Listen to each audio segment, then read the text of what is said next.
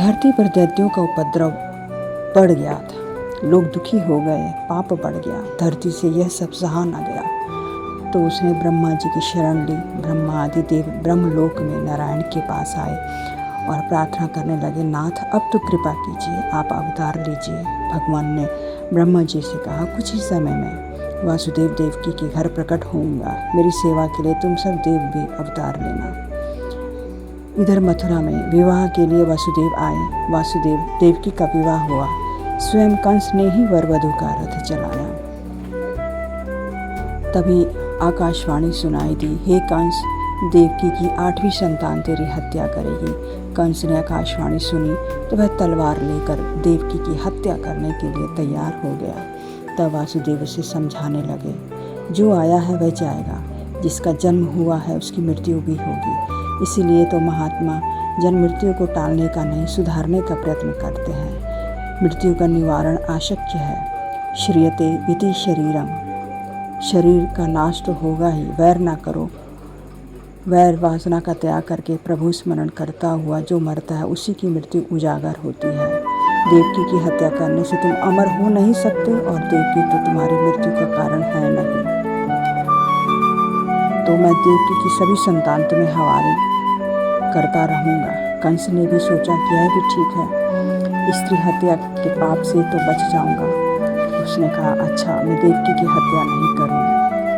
वासुदेव शुद्ध सत्य गुण का स्वरूप है, देवकी निष्काम बुद्धि है। इन दोनों के मिलन होने पर भगवान का जन्म होता है।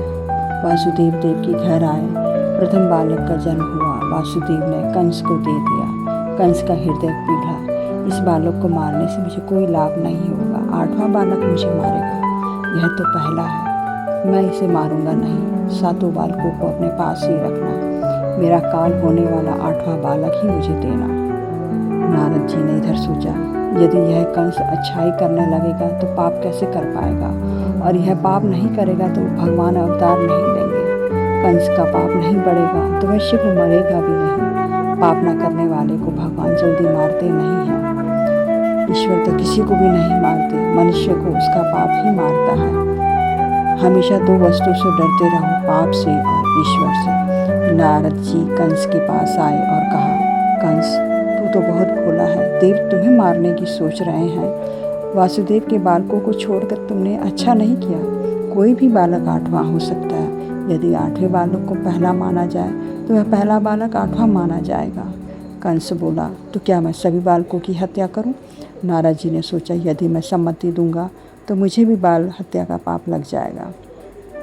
दूसरों को पाप की प्रेरणा देने वाला भी पापी है। नारद ने कहा, राजन, मैं तो तुम्हें सावधान करने के लिए आया हूँ, तुम्हें जो ठीक लगे वह करते रहना। कंस ने वासुदेव देवकी को कारागार में बंद कर दिया। फिर भी उन्होंने मान लिया कि शायद ईश्वर को यही पसंद है, कि यह तो भगवान की कृपा ही है कि उनका नाम स्मरण करने के लिए एकांतवास मिला है। संसार में जो जागृत रहता है वही भगवान को पा सकता है। जो जागत है सो पावत है, जो सोवत है वह खोवत है। जो भगवान के लिए जागता है उसे ही भगवान मिलते हैं। कबीर जी ने कहा है, सुखिया सब संसार है, खावे अरु सोवे, दुखिया दास कबीर है, जागे अरु रोवे। कंस ने देवकी की 6 संतानों की हत्या कर दी। माया का आश्रय लिए बिना भगवान अवतार नहीं ले सकते, शुद्ध ब्रह्म का अवतार हो नहीं सकता। यदि ईश्वर शुद्ध स्वरूप से आए तो जो भी उनका दर्शन पा सके उसका उद्धार हो जाए। योग माया का आगमन हुआ। उन्होंने 7वें गर्भ की स्थापना रोहिणी के उदर में की। रोहिणी सगर्भा हुई और दाऊ जी महाराज प्रकट हुए। दाऊ जी ने आंखें खोली ही नहीं। जब तक मेरा कन्हैया नहीं आएगा मैं आंखें नहीं खोलूँगा। यशोदा जी पूर्णमासी से बलराम की नज़र उतारने की विनती करती हैं। पूर्णमासी कहती हैं, यह तो किसी का ध्यान कर रहा है, इस बालक के कारण तेरे घर बाल कृष्ण पधारेंगे। यशोदा ने सभी को प्रसन्न किया। इधर देवकी ने 8वां गर्भ धारण किया तो उधर कंस ने सेवकों को सावधान कर दिया, मेरा काल आ रहा है। सेवकों ने कहा, हम तो सदा जागते ही रहते हैं, बालक का जन्म होते ही आपको समाचार दे देंगे। देवगण देवकी गर्भवासी भगवान नारायण की प्रार्थना करते हैं, आप तो सत्य स्वरूप त्रिकाल आबादित हैं। अपने वचन सत्य करने हेतु आप पधार रहे हैं। देवों ने देवकी को भी आश्वासन दिया। 9 मास परिपूर्ण होने को आए। मन, बुद्धि, पंच प्राण आदि की शुद्धि हुई। इन सब की शुद्धि होने पर परमात्मा के दर्शन की आतुरता बढ़ जाती है। ईश्वर के दर्शन के बिना चैन नहीं आता। अतः जब जीव तड़पता है और अतिशय आतुर हो जाता है तभी भगवान अवतार धारण करते हैं। जब परम शोभायमान और सर्वगुण संपन्न घड़ी आई, चंद्र रोहिणी नक्षत्र में आया, दिशाएं स्वच्छ हुई, आकाश निर्मल हुआ, नदी का नीर निर्मल हुआ, वन उपवन में पक्षी और भंवरे गुनगुनाने लगे, शीतल सुगंधित पवित्र हवा बहने लगी, महात्माओं के मन प्रसन्न हुए, स्वर्ग में दुदुम्बी बजने लगी, मुनि और देवगण आनंद से पुष्प वृष्टि करने लगे और परम पवित्र समय आ पहुंचा। भाद्रपद मास के कृष्ण पक्ष की अष्टमी की मध्य रात्रि का समय संपन्न हुआ और कमल नयन चतुर्भुज नारायण भगवान बालक का रूप लेकर वासुदेव देवकी के समक्ष प्रकट हुए।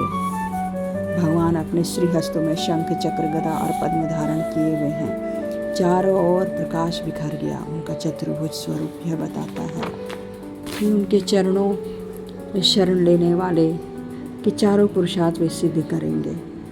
भगवान का चतुर्भुज स्वरूप अदृश्य हो गया और 2 छोटे छोटे हाथों वाले बाल कन्हैया प्रकट हुए। बाल कन्हैया लाल की जय।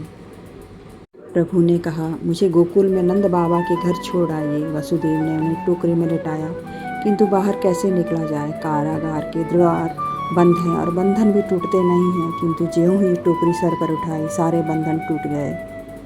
वासुदेव जी कारागृह में से बाहर आए। दाऊ जी दौड़ते हुए आए। शेषनाग के रूप में बालकृष्ण पर छत्र धारण किया। यमुना जी को अत्यंत आनंद हुआ। दर्शन से तृप्त नहीं हो पा रही थी। मुझे प्राणनाथ से मिलना है। यमुना में जल बढ़ गया। प्रभु ने लीला की। टोकरी में से अपने पांव बाहर की ओर बढ़ा दिए। यमुना जी ने चरण स्पर्श किया और कमल भेंट किया। प्रथम दर्शन मिलन का आनंद यमुना जी को दिया। धीरे धीरे पानी कम हो गया। वासुदेव गोकुल में आ पहुँचे। योग माया की आवरण वश सारा गांव गहरे नींद में डूबा हुआ था। वासुदेव ने श्री कृष्ण को यशोदा की गोद में रख दिया और बालिका स्वरूप योग माया को उठा लिया।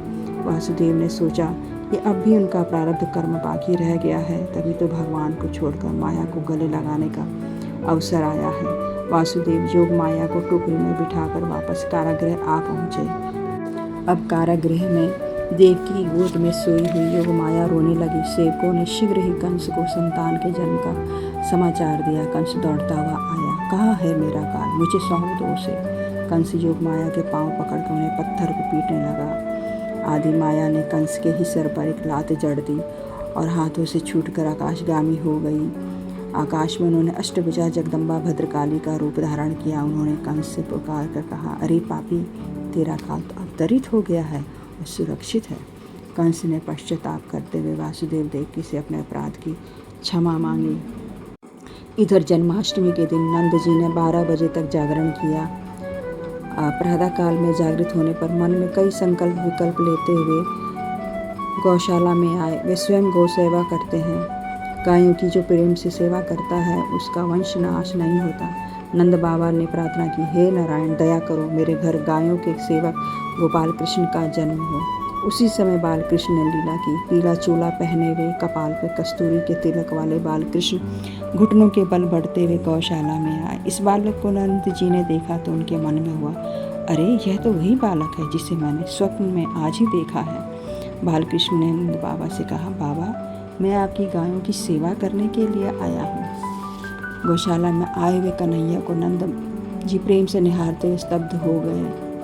सुनंदा को यशोदा की गोद में बालकृष्ण की झांकी हुई तो वह दौड़ते हुए गौशाला में भाई को खबर करने आई, भैया भैया, लालू भयो है। आनंद ही आनंद हो गया।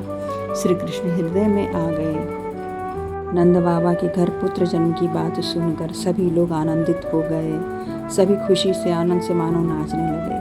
नंद घर आनंद भयो, जय कन्हैया लाल।